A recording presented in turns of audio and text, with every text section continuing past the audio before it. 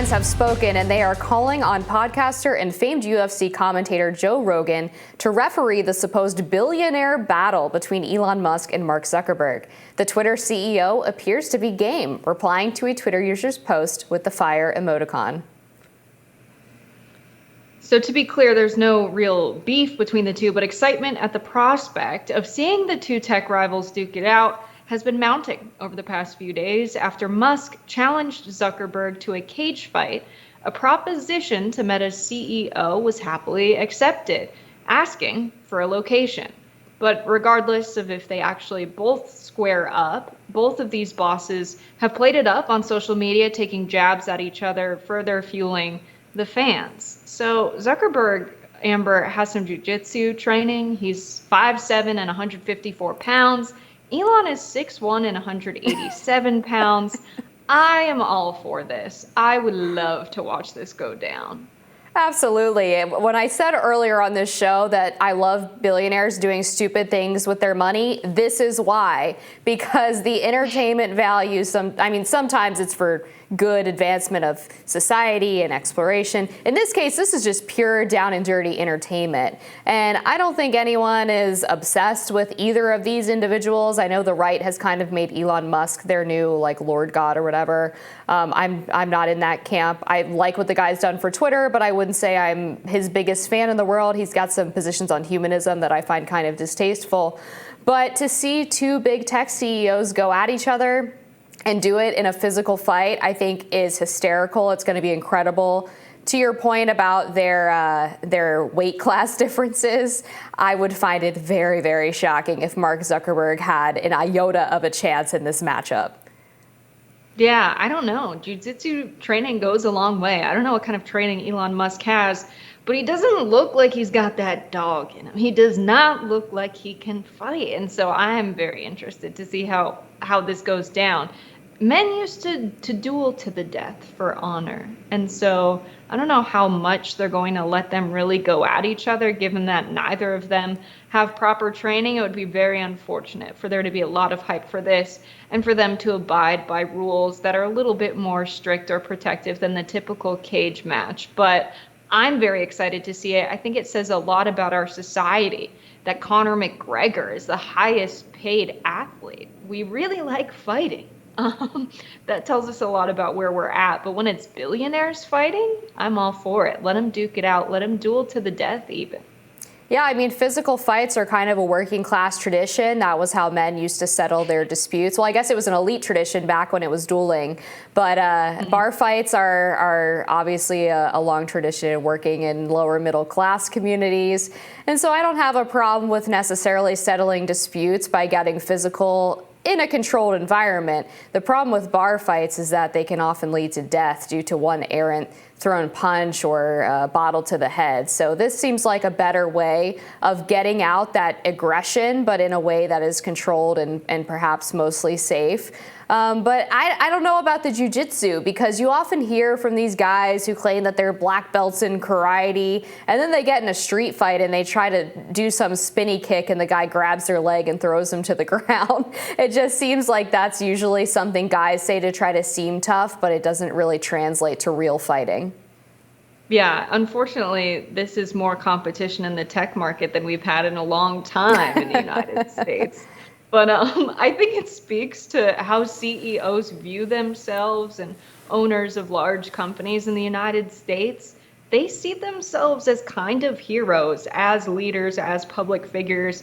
They're not just people who are in business to be in business. They want to be people in the public eye, it seems. Is this some kind of, advertising ploy for Twitter or Meta? No, I think it is deeply personal. I think they want to be in the public eye and they want attention. That is at the heart of this. And that almost makes me respect them even less than I did before, but at least we get something good out of it in being able to watch the cage fight.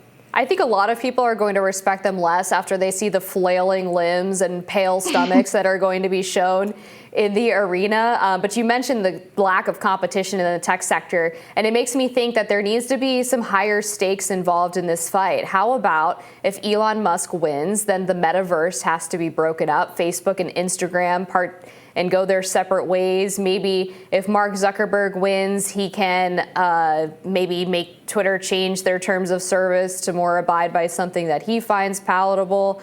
Maybe everybody loses and we get to reform Section 230 or do some other kind of trust busting. But let's raise the stakes a little bit. Let's let the American people get something out of this besides just, one instance of me wanting to pay per view.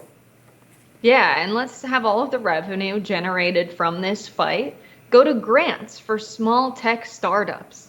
I think that's a great idea. And they can have some stringent criteria for who gets those grants, but let's actually do something with the revenue that will certainly be generated from this other than line the pockets of Joe Rogan and Elon Musk and Mark Zuckerberg.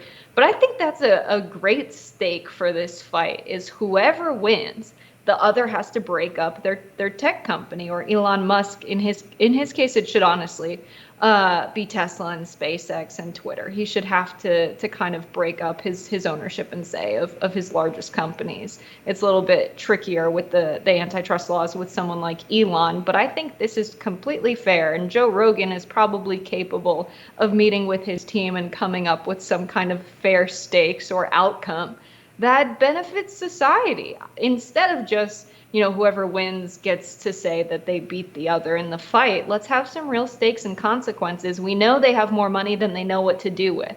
Having this be the kind of thing where they bet on the fight. Okay, maybe they have to donate money somewhere, but I think we need some lasting consequences about their respective corporations. I do like the idea of it being a charity matchup. We've had charity golf tournaments for ages now. And it kind of reminds me of Capital One's The Match, which is obviously a corporate nightmare. I hate things that are named after corporations, especially in sporting events. But the Capital One's The Match always has a couple of PGA Tour pros and then some celebrities. So in the past, they've had Charles Barkley play in it.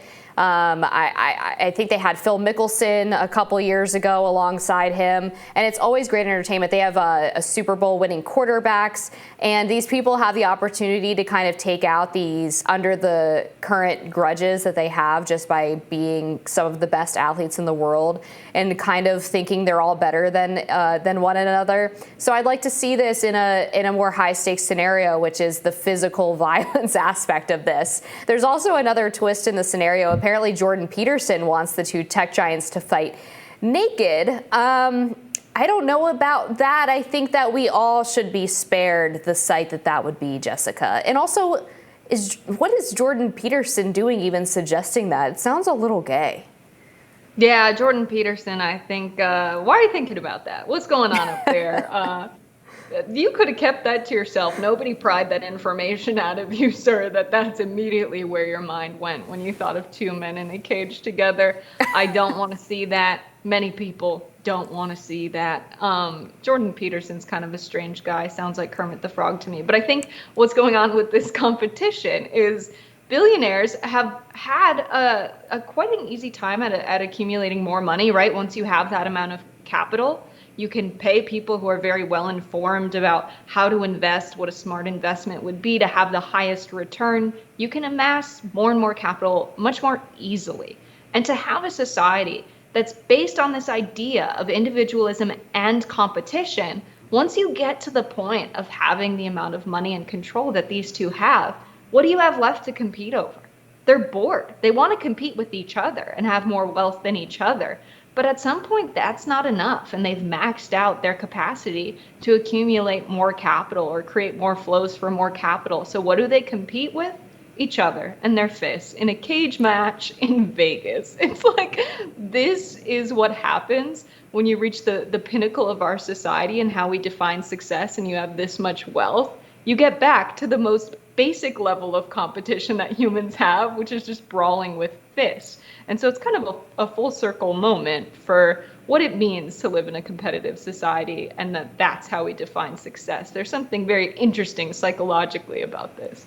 Yeah, I'll tell you what, Jessica, I am amenable to the idea that once you accumulate some wealth and you get to the point where you're basically just earning money on all of your investments, let's make people fight for their status or to keep their status. Let's make them actually work for it on a physical level. I think maybe we'd see some interesting cream rise to the top. I mean, Alexander Hamilton competed in 10 duels throughout his life, and ultimately didn't end so well for him. But I think when we look back at those days when duels were the norm, we tended to have maybe more naturally talented and well-rounded individuals becoming the elites, as opposed to now we kind of have a lot of people who have inherited wealth or are able to get these massive investments from people due to personal connections. And I would like to see a little bit more of a meritocracy, not just on the intellectual front, but on the physical front too. I think that still should matter for society. It sounds like this is what America's ready for. In the fall of an empire, we have gladiators and bread and circuses. That's right. Only we don't have much of the bread part due to inflation. But we've got to leave it there. We've got more rising for you all after this.